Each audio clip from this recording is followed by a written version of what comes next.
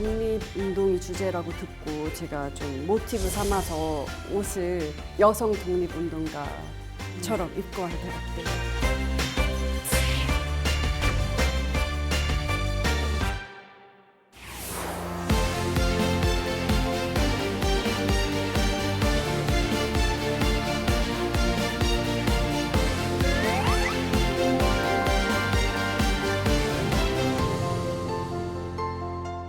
저한테 뭐 러브레터를 쓰셨나요? 아니 오늘은 네. 사진 속 영웅과 관련된 인물을 만나게 됩니다. 윤봉길 의사 아닌가요? 비밀 작전? 오늘의 미션입니다. 저에게 주어진 미션이 있군요. 독립운동의 영웅들을 기억하라.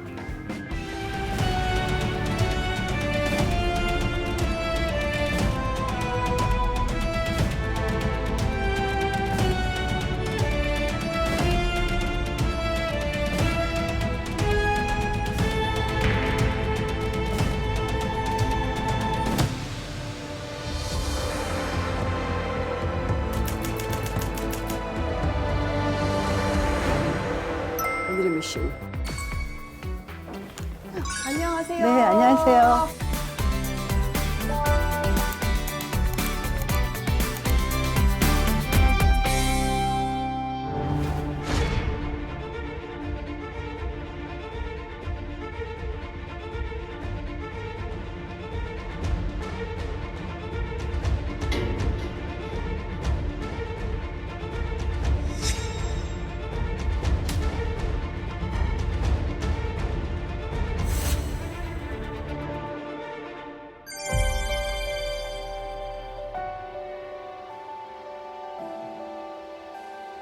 오늘 제가 사진을 받아봤는데요.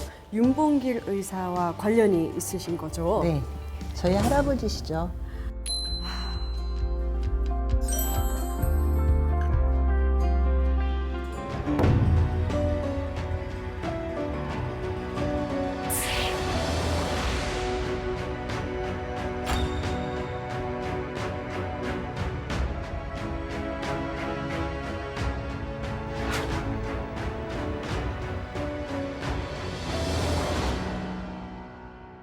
국사책을 펼치면 항상 늘 계시는 분인데 할아버지라니 어떤 느낌인지 정말 상상이 안 가요.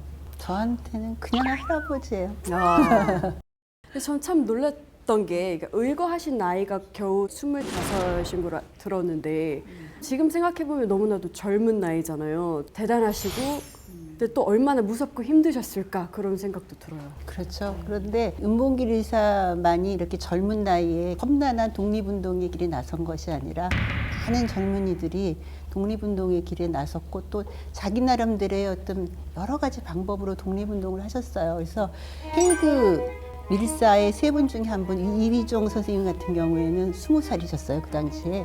그리고 하얼빈 의거, 안중근 의사의 의거 때 유동화 선생님 경우도 17살 나이셨어요. 그래서 이 독립운동이라는 것을 보면은 나라가 얼마나 소중한 거면 그 어린 나이에도 어려운 길에 나섰나는 생각을 다시 한번 하게 됐죠. 윤봉길 의사 하면 도시락 폭탄을 빼놓을 수가 없을 것 같은데 여기 사진에서도 폭탄을 들고 있는 것 같아요. 근데 그 도시락 모양도 아니죠. 그런데 그래, 네.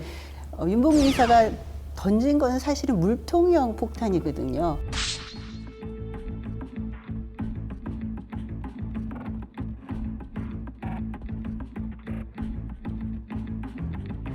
일왕의 그 생일 축하식에 매점이 없으니까 도시락과 물통을 지참하면 편리하다는 공고가 났어요. 그러니까 거기에 이제 힌트를 얻어서 물통형 폭탄과 도시락 모양의 폭탄을 준비해가지고 의거를 하러 홍콩 공원을 가셨고 그 상황에서 보니까 두 개를 다 던지기는 너무 어렵고 끈이 있어서 물통이 던지기 더 편할 거라고 판단을 하셔가지고 물통 모양의 폭탄을 던지셨대요. 근데 한간에는 그 도시락 폭탄이 누가 이런 의거를 했는지를 좀 비밀에 붙이고 싶어서 자결용으로 가져가셨다는 이런 말도 있는데 신문 조서에서 그렇게 명확한 그 말씀은 안 하셨어요.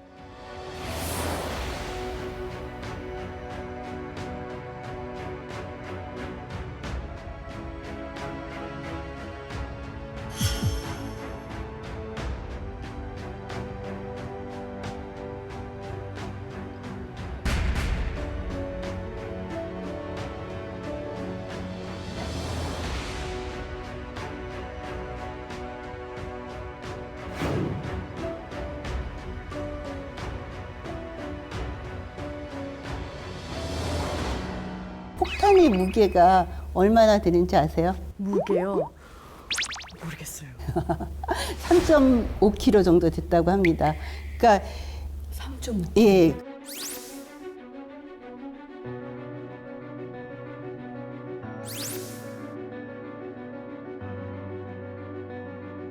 독립운동의 길에 나섰던 분들이 몸 관리는 참 잘하셨구나 그런 생각을 또 하게 되고 그래요. 그럼 윤봉길 의사의 유해는 유해는 좀, 예, 좀 우리가 생각하기에는 좀 잘 모셔졌었으면 하는데 그렇지 못했고, 그리고 이제 정말 그 쓰레기 하치장에 누구도 거기에 무덤이 있다는 것을 알지 못하게, 혹시라도 윤봉길 의사의 죽음이 알려지면서 우리 민족에게는 항일의 의지가 다시 살아날 것을 염려한 일제의 어떤 교묘한 술책이라고 할까요? 그런 것이 숨어 있는 것이고,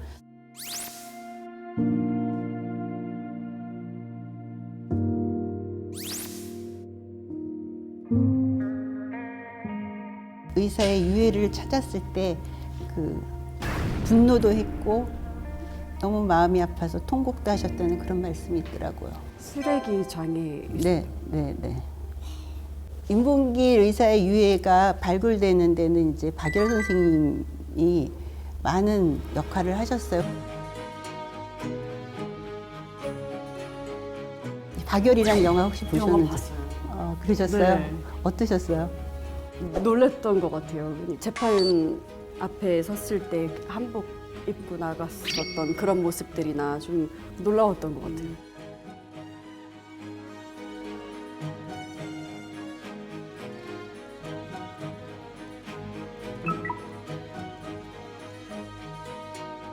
박열 지사께서는 일본에서 불령사라는 비밀 결사 단체를 조직하셔가지고 반일 운동을 하셨죠. 이제 1923년에 일본에서 관동 대지진이라는 커다란 지진이 일어났는데,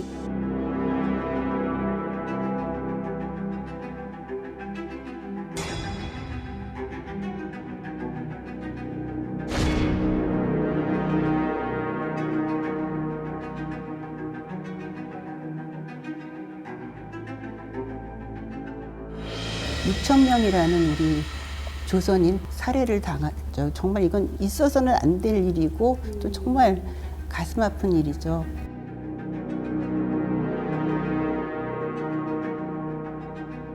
반인륜적인 이런 행태를 감추려면 더 큰 뉴스로 감춰야 되니까 어떤 식으로 희생양을 만들까를 이제 고민하다가 일본 왕과 왕세자를 암살하려는 음모를 꾸몄다 하면서 이건 대역죄다 하면서 크게 언론 보도를 하게 되죠. 그럼 당연히 그 혐의를 부인하셨겠죠?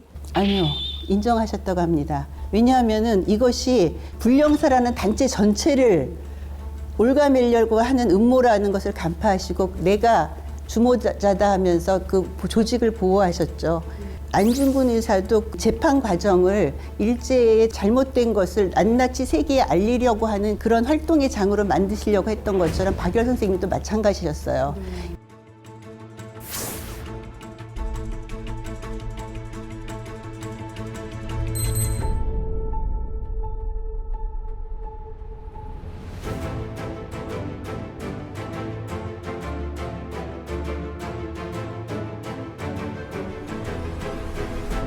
그럼 자신만의 방법으로 항일 운동을 하신 거네요. 그렇죠. 얼마 동안 감옥에 계셨냐면 22년 동안 계셨어요.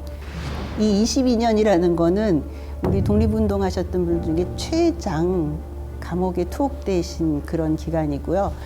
1945년 우리가 광복을 맞으면서 김구 선생님께서 이제 윤봉길 의사의 유해를 찾아오는 일을 누구한테 부탁해야 되나 하시다가 동포사회에서 가장 믿을 만한 조직이 바로 대일본 신조선 건설 동맹이고 그 위원장이신 박열 선생님께 이제 부탁을 하신 거죠. 혹시 혜림씨 효창공원 아세요?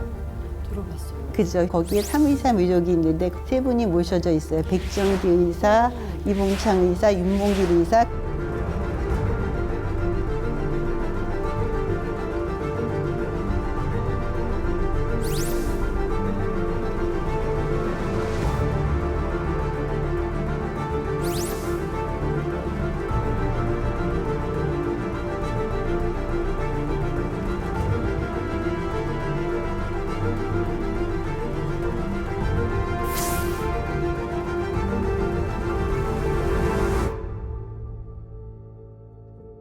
김구 선생님은 윤봉길 의사 유해뿐만 아니라 이봉창 의사 그리고 백정기 의사의 유해 발굴도 같이 부탁을 하셔서 세 분을 우리 땅으로 모셔와가지고 지금 현재는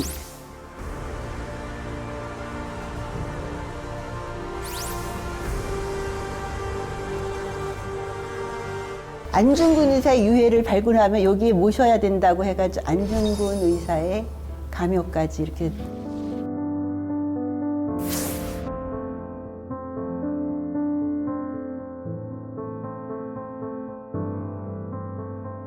저희가 독립운동가 하면 이렇게 바로 생각나시는 분들이 계시지만 아직 잘 알려지지 않은 분들도 계시잖아요.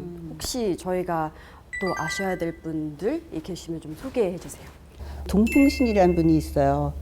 그 함흥에 있는 시장에서 만세운동이 일어났을 때 아버지가 총격을 받고 그 자리에서 돌아가셨는데 총격이 있고 막 그러니까 사람들이 만세를 부르다가 막 흩어졌을 거 아니에요.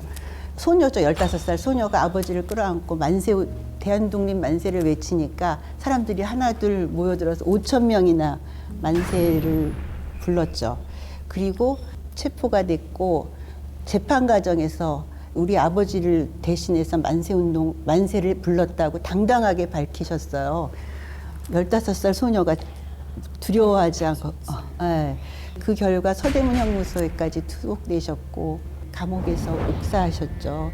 그래서 그런 걸 생각하면은 우리가 이분도 기억해야 된다고 생각하고요. 암살인가 그 영화 안윤옥이라는 인물은 사실은 독립군의 어머니라고 불리기도 하고 여자 안중근이라고 불리셨던 남자연 선생님이 그 모티브가 돼가지고 만들어진 인물인데요. 평생을 다해서 독립운동을 하시면서 나중에 나는 더 이상 이 독립운동 활동을 할 수가 없어 이렇게 됐을 때 자식들에게 내가 독립이 되면은 그 나라를 세우는데 일조할 수 있도록 내 남은 이 돈 중에 얼마는 꼭 전달하라고 독립된 나라 이런 유언을 남기셨어요. 정말 대단한 분이시죠. 그리고 김마리아 선생님 같은 경우에는 이 3.1 만세운동 때문에 투옥되셔서 이 가슴 하나가 없어졌다고 해야 되나 이런 고문을 받으셔서 평생 저고리가 짝짝이셨대요.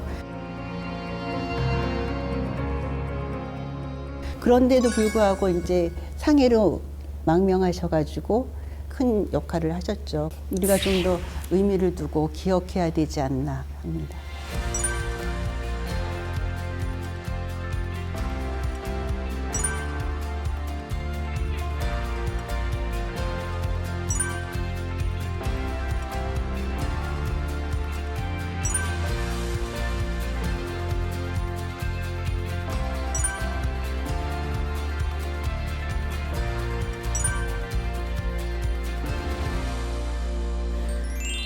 사실 오늘 얘기를 들으면서 성공 여부를 떠나서 독립운동가분들의 희생 정신은 반드시 기억돼야 된다는 생각을 많이 했어요.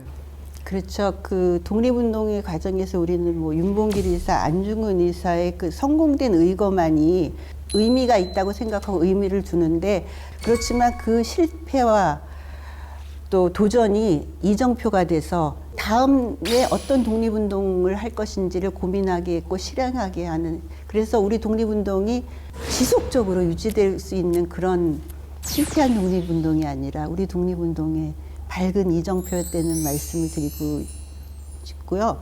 또 하나 또 혜림 씨 우리 독립운동 그러니까 1945년 우리가 광복을 맞아서 독립운동이 끝났다고 생각하세요? 아닌가요? 저는 우리 독립운동은 지금도 여전히 계속되고 있다는 말씀을 드리고 싶어요. 우리가 그 빼앗긴 나라를 되찾는 것도 독립운동이지만은 되찾은 나라의 독립을 지키는 것도 저는 독립운동이라고 생각하고요.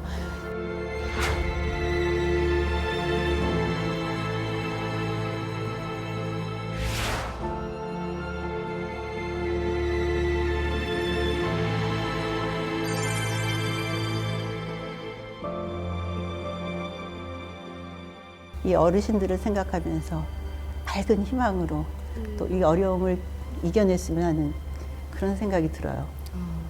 오늘날 그 독립운동가 분들께서 그토록 바라던 그 미래가 오늘인 것 같아요. 하루하루를 저희가 더 감사히 기억하면서 열심히 살아가야겠다는 생각이 들어요. 우리 모두가. 그렇죠. 정신 차려야겠다 한마디로.